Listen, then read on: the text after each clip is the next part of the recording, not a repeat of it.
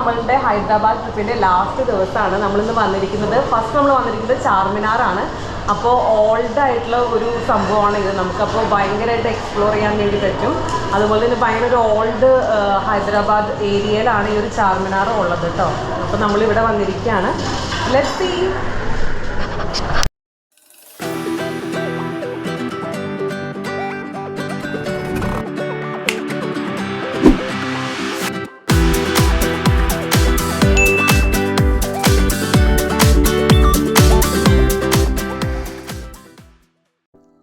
ഇന്ന് നമുക്ക് അത്രയും അനുകൂലമായിട്ടുള്ളൊരു കാലാവസ്ഥയായിരുന്നില്ല. ഇടയ്ക്കൊക്കെ മഴ പെയ്യുന്നുണ്ടായിരുന്നു.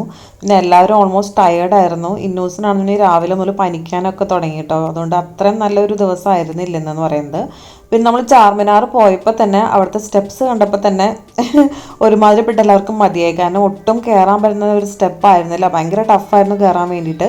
ഭയങ്കര ഇടുങ്ങിയ സ്റ്റെപ്സ് ആയിരുന്നു. കാരണം അത്രയും പഴയ കാലത്ത് ഉണ്ടാക്കിയിട്ടുള്ള സ്റ്റെപ്സാണ്. അതുകൊണ്ട് തന്നെ ഗൈഡ് പറഞ്ഞു നമ്മൾ പ്രായമായ ആരും കയറാൻ നിൽക്കണ്ട എന്നുള്ള കാര്യം. അതുകൊണ്ട് എല്ലാവരും വെയിറ്റ് ചെയ്തു താഴെ. നമ്മൾ കുറച്ച് പേര് മാത്രമാണ് മുകളിലോട്ട് കയറിയത്. ഇന്നോസിനെ കൊണ്ട് കയറിയിട്ടോ. പക്ഷെ അത് കഴിയുമ്പോൾ മനസ്സിലായി വേണ്ടിയിരുന്നില്ല എന്നുള്ള കാര്യം. ഇന്നത്തെ എവിടെയാ നിൽക്കണേ? ചാർമിനാറാണോ? ചാർമിനാർ. ഇന്നസും അമ്മയും സെയിം ഡ്രസ്സാണോ ഇട്ടേക്കണേ? ട്വിന്നിങ് ആണോ? ആണോ? യെസ് പറ. യെസ് പറടി. ഇന്നൂസ് പേടിച്ച് പോയി ഗൈസ്. അല്ലേ, സ്റ്റെപ്സ് കയറി കഴിഞ്ഞപ്പോൾ ഇന്നൂസ് പേടിച്ച് പോയി. ഇത്തരം പുരാതനമായിട്ടുള്ള സംഭവമല്ലേ. അപ്പോൾ നമുക്ക് കുറച്ച് ഹിസ്റ്ററി ആവാമല്ലേ. ഇത് 1591 ഈ ചാർമിനാർ നിർമ്മിച്ചത്. ഈ ഹൈദരാബാദിൽ പ്ലേഗ് എന്നുള്ള അസുഖത്തിന് നിർമ്മാർജ്ജനം ചെയ്തപ്പോൾ അതിൻ്റെ ഒരു സ്മാരകം, അതിൻ്റെ ഒരു ഓർമ്മയ്ക്കായിട്ടാണ് ഇത് പണി കഴിപ്പിച്ചത്. കുതുബ് ഷാഹി രാജവംശത്തിലെ സുൽത്താൻ മുഹമ്മദ് ഷാഹി കുതുബ് ഷാ ആണ് ഈ ഒരു സംഭവം സ്ഥാപിച്ചത്. പിന്നെ ചാർമിനാറിന് കേൾക്കുമ്പോൾ തന്നെ അറിയാം നമുക്ക് 4 മിനാരങ്ങൾ, അതാണ് ഈ ചാർമിനാറിനെ പ്രതിനിധാനം ചെയ്യുന്നത്. അപ്പം ഈ 4 മിനാരങ്ങൾ എന്ന് പറയുന്നത് ഇസ്ലാമിലെ 4 ഖലീഫകളെയാണ് അത് പറയുന്നത്. പിന്നെ ഇത് ഗ്രാനൈറ്റ്, ചുണ്ണാമ്പ് കല്ല്, കരിങ്കല്ല് എന്നിവയൊക്കെ ഉപയോഗിച്ചിട്ടാണ് ഈ ഒരു ചാർമിനാർ നിർമ്മിച്ചിരിക്കുന്നത്. പിന്നെ ഇതിൻ്റെ ഓരോ വശത്തിനും 20 മീറ്റർ നീളമുണ്ടെന്നാണ് പറയപ്പെടുന്നത്. അതുപോലെ ഈ 4 മിനാരങ്ങൾ അതിൻ്റെ നീളം എന്ന് പറയുന്നത് ഒരു 48.7 മീറ്ററൊക്കെ വരും. പിന്നെ ഹൈദരാബാദിൻ്റെ സെൻറ്ററിലായിട്ടാണ് ഈ ഒരു സംഭവം, ഈ ചാർമിനാർ നിർമ്മിച്ചിരിക്കുന്നത്. പേർഷ്യൻ നിർമ്മാണ രീതികളൊക്കെ ഉപയോഗിച്ചിട്ടാണ് ഈ ഒരു സ്മാരകം നിർമ്മിച്ചിരിക്കുന്നത് കേട്ടോ.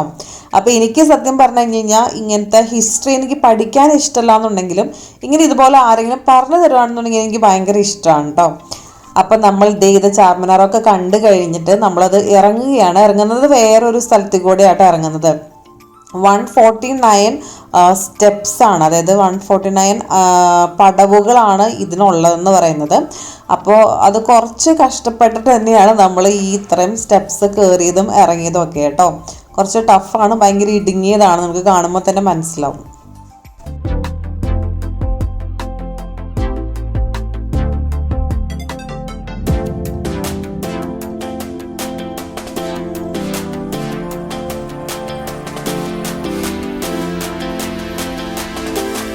ഭയങ്കര കൺജസ്റ്റഡ് ആയിട്ടുള്ള വഴി കൂടെയാണ് നമ്മൾ പോകുന്നത്. ഇതൊന്ന് പഴയ സംഭവമായിട്ടായിരിക്കും. 53 സ്റ്റെപ്സ് ഉണ്ട്. നമുക്ക് മുതിർന്ന ആളുകൾക്കൊന്നും കയറാൻ പറ്റില്ല. ഒരു അഡ്വഞ്ചറസ് ആയിട്ടുള്ള സ്റ്റെപ്സാണ് മുകളിലേക്കുള്ളത്. താഴെ ഇറങ്ങാൻ വേണ്ടിയിട്ടും അങ്ങനെ തന്നെയായിരുന്നു. ഇന്നൂസൊക്കെ കയറിയിട്ട് പേടിച്ച് പോയി. കണ്ടില്ലേ, മുഖം ഇരിക്കണണ്ടില്ലേ ഇന്നൂസിൻ്റെ.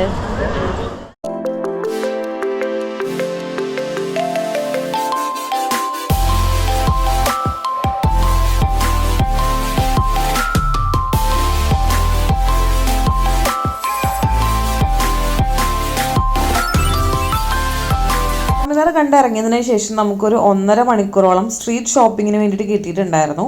പക്ഷെ അത് നമുക്ക് അത്രയും സമയം വേണ്ടിയിരുന്നില്ല എന്ന് തോന്നി. കാരണം നമുക്ക് ലാസ്റ്റ് ആയ സമയത്ത് കുറേ സ്ഥലങ്ങളൊക്കെ കാണാൻ വേണ്ടിയിട്ടൊക്കെ നമുക്ക് ഭയങ്കരമായിട്ട് ടൈം അത്ര കിട്ടിയില്ല അതുപോലെ തോന്നി. പിന്നെ മഴ പെയ്യുന്നുണ്ടായിരുന്നു ഇടയ്ക്ക്.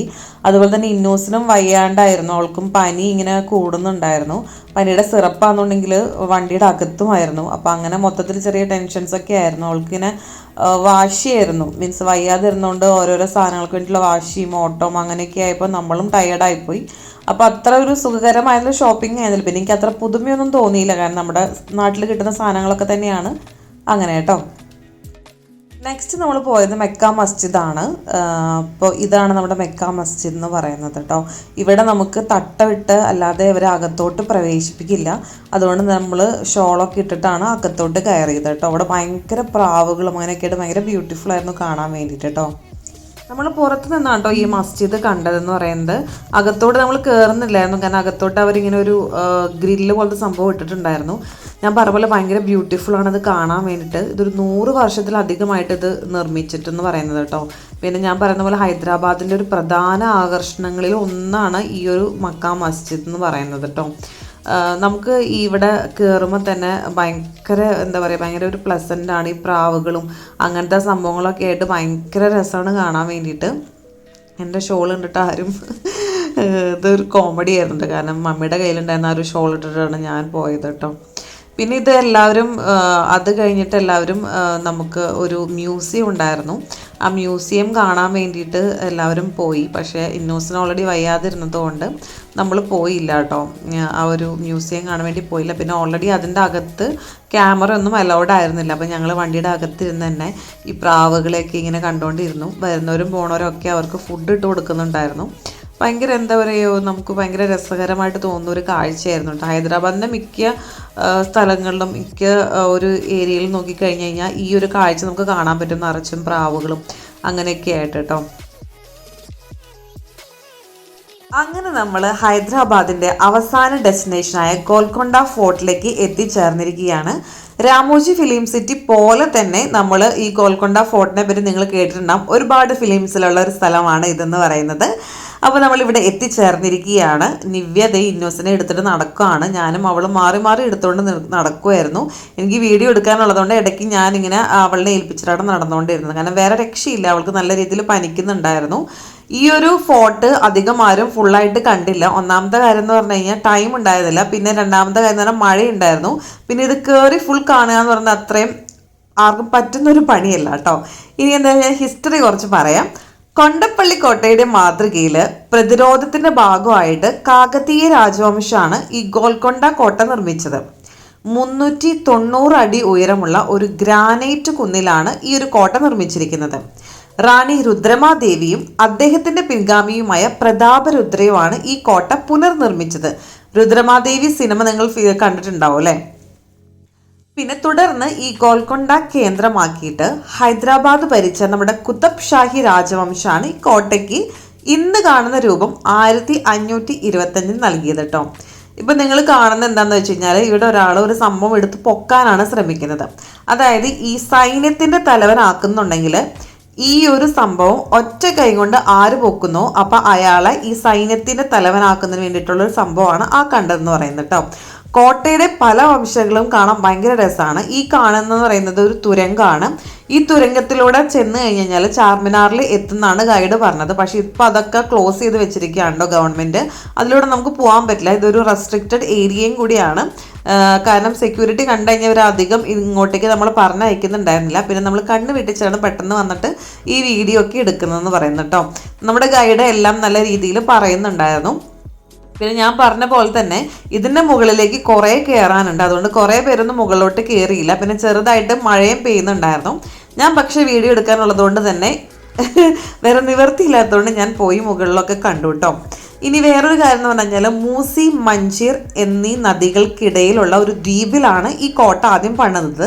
പിന്നെ നമുക്കിത് കുറച്ചും കൂടി സ്ഥലം വേണ്ടതുകൊണ്ട് തന്നെ നമ്മുടെ കുതുബ് ഷാ ഇതിനെ വിപുലീകരിച്ച് കഴിഞ്ഞ് കഴിഞ്ഞപ്പോൾ വേറെ കുറേ പ്രദേശങ്ങളും ഇതിലോട്ട് വികസിപ്പിച്ചെടുത്തു കേട്ടോ.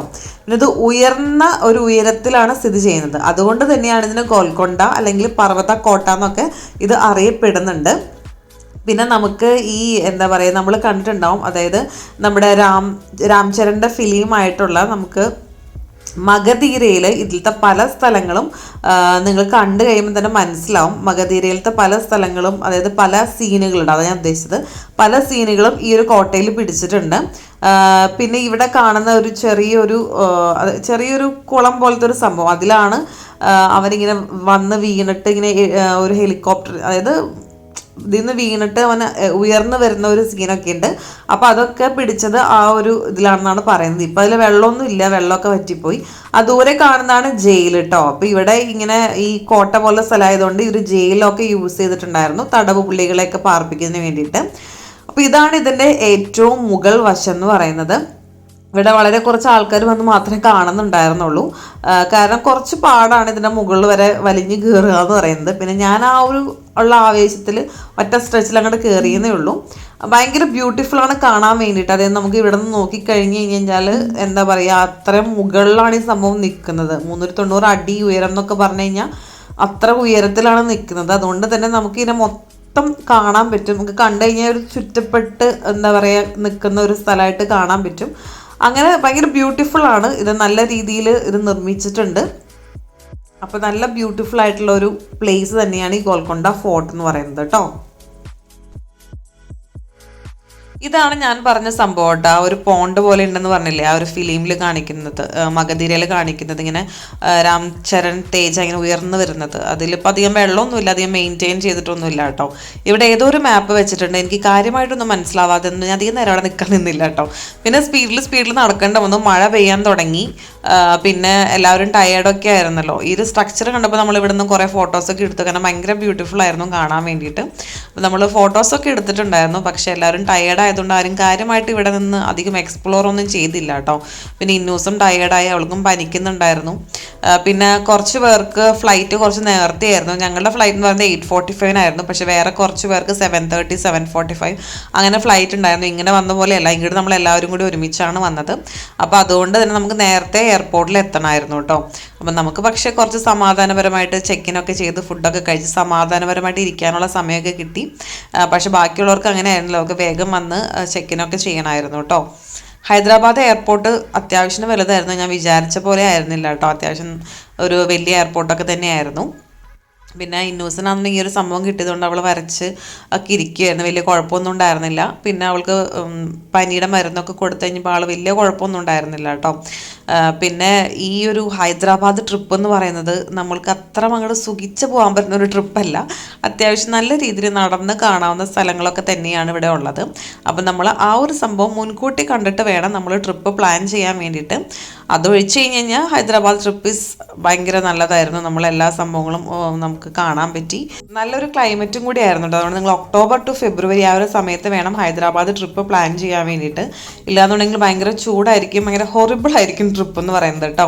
പിന്നെ ഈ ഒരു വ്ളോഗ് ഇത്രയും ലേറ്റ് ആവാൻ കാരണം ഞാൻ പറഞ്ഞു, ഇന്നോസിന് വയ്യാണ്ടായി പോയി. അപ്പോൾ ഹോസ്പിറ്റലൈസ്ഡായി. അപ്പോൾ അങ്ങനെ കുറച്ച് കാരണം കൊണ്ടാണ് ഇത്രയും ലേറ്റ് ആയത്. കുറച്ച് പേരെങ്കിലും എന്നോട് ചോദിച്ചായിരുന്നു എന്തുകൊണ്ടാണ് ലേറ്റ് ആവണേന്ന്. അപ്പോൾ ലേറ്റ് ആവാനുള്ള റീസൺ ഇതാണ്.